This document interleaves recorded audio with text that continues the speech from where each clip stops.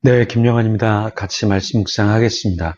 가정에서 중독을 제재하는 방법이 있습니다. 오늘날 중독자는 1,000,000명 정도 돼요.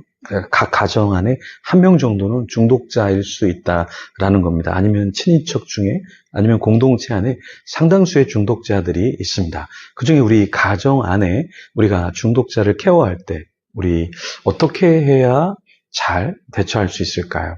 가정에서 특별히 자녀들에게, 또 부모님도 마찬가지고 부모님 중에도 중독자가 있을 수 있고요. 이 가정 안에서 자녀, 부모, 우리 함께 있는 친인척들 어떻게 우리가 케어할 수 있을까? 구약 성경에 보면 하나님의 법도, 율례, 규례, 계명 뭐 이런 말씀들이 나와요. 그러니까 하나님 백성은 그냥 막 사는 게 아니라 자유의지를 갖고 마구 방종하는 것이 아니라 법 안에서 온전해지는 거다. 그럼 가정 안에도 법이 있어야 돼요. 예를 들어서 식탁에서 밥을 먹을 때는 핸드폰을 사용하면 안 된다. 예를 들어서 저녁에 10시, 9시 이후에는 미디어를 사용해서는 안 된다.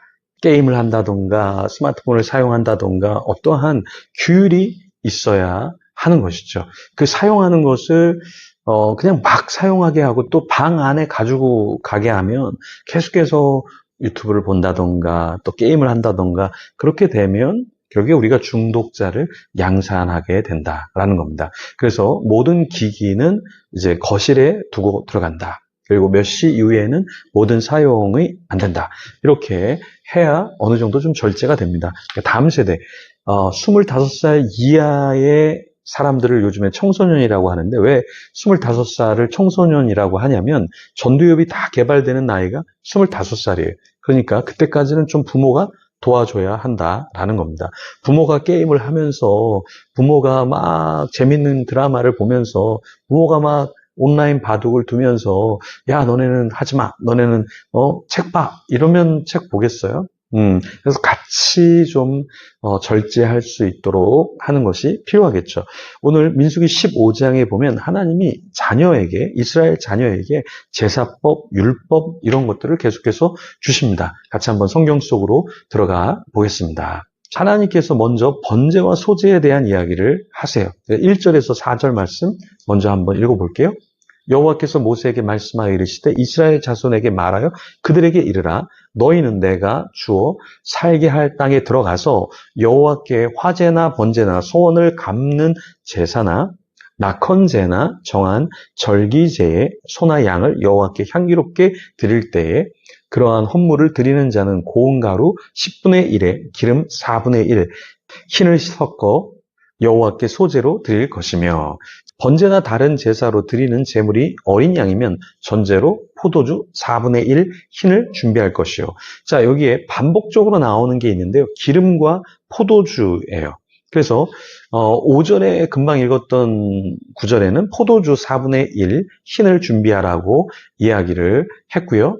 또 그 앞절에 보면은 기름 4절 중간에 보면 기름 4분의 1 흰을 섞어 이렇게 이야기하고 있습니다. 자, 이게 뭘까요? 모든 제사에는 기름과 포도주를 함께 사용을 한다라는 규정을 이야기하고 있는 것입니다.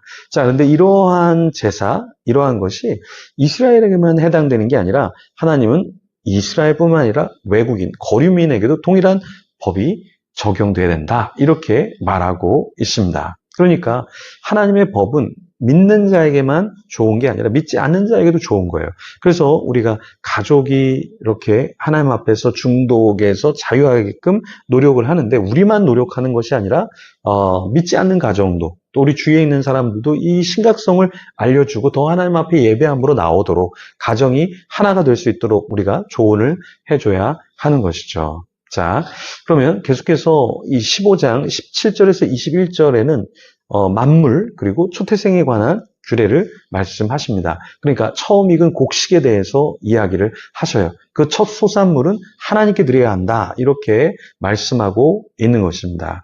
그러니까 초태생도 그렇고 처음 소산도 그렇고 하나님이 주셨습니다라는 고백을 해야 한다라는 것이죠. 우리가 물질에 있어서 하나님께 드려지지 않으면 다 수업료를 내요. 그러니까 다 이 수업료를 낸단 말이에요. 내가 하나님 앞에서 제대로 인생을 질서 있게 살지 못하면 다 까먹기도 하고 수업료를 내기도 하고 벌금을 내기도 하고 그렇습니다. 그러니까 즐거이 하나님께 드리면서 이 물질의 질서가 있을 때 우리 삶에서 우리뿐만 아니라 우리 가족들, 우리 친인척들, 주위 사람들이 많이 축복을 받을 수밖에 없는 거죠. 자, 민수기 15장에 이제 22절에서 29절에는 부지 중에 범한 죄에 대해서 이야기합니다. 그러니까 우리가 기도를 할 때 하나님 제가 죄를 지었습니다. 그런 기도도 좋지만 부지 중에 범한 죄, 이것을 우리가 언급해야 되는 것은 나는 죄라고 생각하지 않지만 다른 사람이 실족하고 시험에 들 수 있고, 나는 죄라고 생각하지 않지만 어떤 사람은 수치심을 느낄 수 있고 폭력적으로 느낄 수 있기 때문에 우리는 항상 하나님 앞에 또 사람들 앞에 혹시 제가 범한 죄가 있다면, 혹시 제가 실수를 했다면 이런 말을 우리가 해야 하는 것이죠. 그리고 민수기 15장 30절에서 31절에는 고의로 범한 죄에 대한 처벌에 대해서 말씀을 하십니다. 그러니까 의도적으로 하나님을 경멸하면서 법을 어긴 자는 공동체에서 끊어져야 한다. 굉장히 강력하죠. 그래서 우리가 하나님을 모독하고 또 하나님의 사람들을 모독하는 것은 하나님께서 가만히 있을 수 없는 것이죠. 또 민수기 15장 32절에서 36절에는 안식일, 주일에 대한 예배 날, 하나님께 드려지는 날에 대해서 이야기하십니다. 그래서 안식일에 나무를 모으려고 하면서 안식일에 일을 하려고 그러고 어떤 소득을 내려고 하는 것에 대해서 하나님은 뭐라고 말씀하시냐? 그것이 합당하지 않다. 그렇게 하다가는 처벌을 당할 수 있다. 이렇게 말씀을 하시는 거예요. 그리고 15장 37절에서 41절에는 옷술에 대한 이야기인데 이게 뭐냐면 옷에 술을 달아서 하나님의 모든 계명을 기억하게 하는 거예요. 그러니까 인간은 하나님의 언약, 하나님의 말씀을 까먹잖아요. 근데 그 까먹지 않도록 옷에 이렇게 붙여서 늘 볼 수 있도록 하라는 말씀인 거예요. 자, 37절에서 39절 말씀 보면 이렇습니다. 여호와께서 모세에게 말씀하여 이르시되 이스라엘 자손에게 명령하여 대대로 그들의 옷단 위에 술을 만들고 청색끈을 그 귀에 술에 더하라. 이 술은 너희가 보고 여호와의 모든 계명을 기억하여 준행하고 너희를 방종하게 하는 자신의 마음과 눈의 욕심을 따라 음행하지 않게 하기 위함이라. 이게 뭡니까? 우리는 인간이기 때문에 늘 하나님의 말씀을 까먹을 수 있고 망각할 수 있다는 거예요.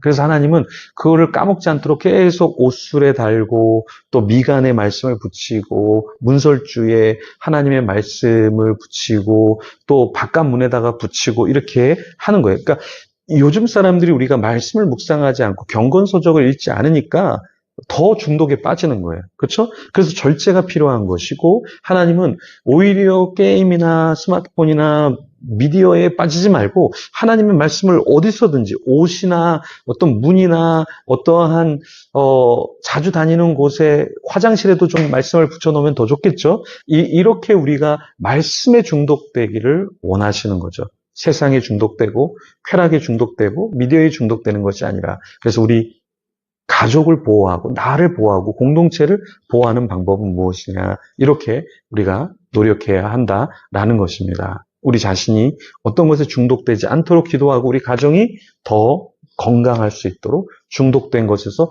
자유할 수 있도록 같이 기도하며 하나님 앞에 나아가겠습니다.